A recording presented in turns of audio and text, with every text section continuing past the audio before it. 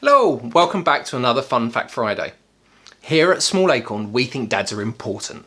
Often people's focus, when not on the newborn bundle of joy, is on mum. And rightly so, for the most part, especially during the 4th trimester.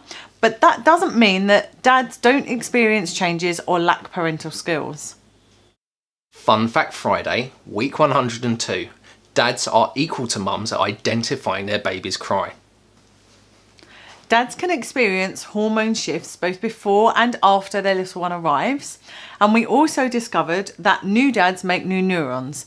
Now, these were all covered in previous weeks, and we will link to these below. There are numerous studies out there professing the superiority of women around babies' cries, and on the whole, this would make biological and evolutionary sense. However, a study from April 2016 has put the proverbial cat amongst the pigeons. It has shown that when it comes to identifying their baby's unique cries, men are just as good as women. And sometimes they're even better. Now, before this study, it was thought that mothers were more able than fathers to recognise their baby by their cries. But the findings of this study has shown that this is actually not about gender, but about the time spent with their little one. The study asked 27 fathers and 29 mothers to pick out their baby's cries from 4 other babies. The group recorded baby cries in France and the Democratic Republic of Congo and found that parents were, on average, able to pick out their baby's cries about 90% of the time. The biggest finding was there was no difference in ability between men and women. Now, a more interesting finding came when they looked at men who spent less than 4 hours a day with their child. They found that these men performed significantly worse at distinguishing their own child from the others.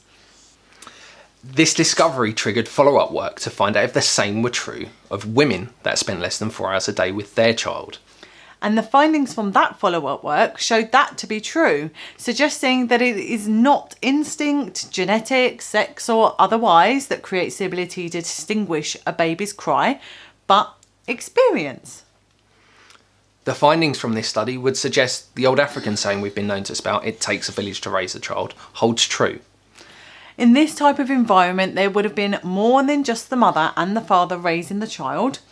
Everybody would have needed the ability to care for that child, and it would have been an evolutionary advantage to be able to pick out the sounds and cries of those closest to you, regardless of your relationship.